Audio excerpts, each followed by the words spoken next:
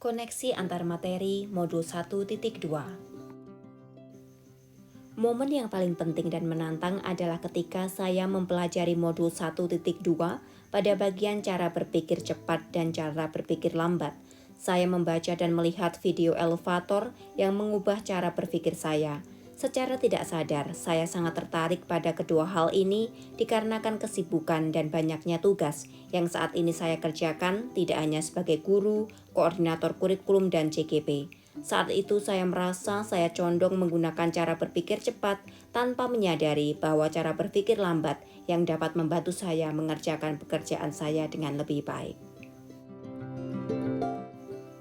Kaitan antara modul 1.1 dan 1.2 yang saya pahami adalah modul 1.1 menekankan pada pemikiran KHD tentang pendidikan yang berpusat pada anak, sedangkan modul 1.2 berbicara mengenai peran dan nilai kita sebagai pendidik.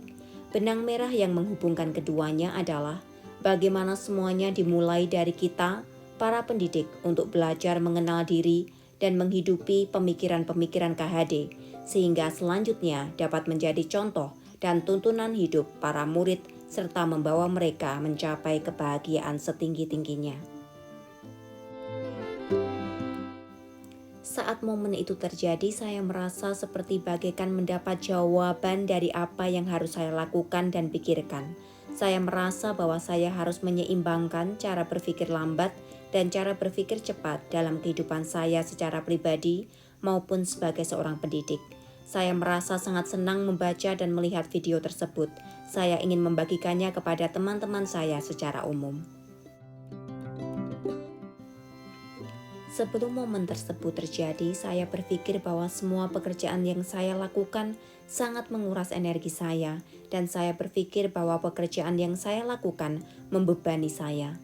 Namun seiring waktu berlalu, sekarang saya berpikir bahwa bukan pekerjaan saya yang membebani saya, namun ketidakmampuan saya untuk menyeimbangkan cara berpikir cepat dan cara berpikir lambat. Setelah saya mengetahui hal ini, saya kembali dapat memikirkan hal-hal yang penting dalam mempelajari modul 1.1 dan modul 1.2 dan juga aksi nyata. Secara pribadi, saya berencana untuk menyeimbangkan cara berpikir cepat dan cara berpikir lambat dalam mengerjakan tugas saya dan membuat program yang menguatkan nilai-nilai dan peran saya sebagai guru penggerak. Saat saya membuat suatu program, ada beberapa pertanyaan yang akan saya tanyakan kepada diri saya. Yang pertama, apakah ini berpihak pada murid? Yang kedua, apakah ini memberi tuntunan bagi murid? Yang ketiga, apakah peran saya pada program ini? Yang keempat, apakah saya mengembangkan nilai mandiri, inovatif, kolaboratif, reflektif, dan berpihak pada murid bagi saya melalui program ini? Saya adalah seorang petani, biji-biji sudah siap disemai. Tugas petani adalah menjadi petani yang sebaik-baiknya menjalankan perannya dan menggunakan segala nilai yang dimilikinya.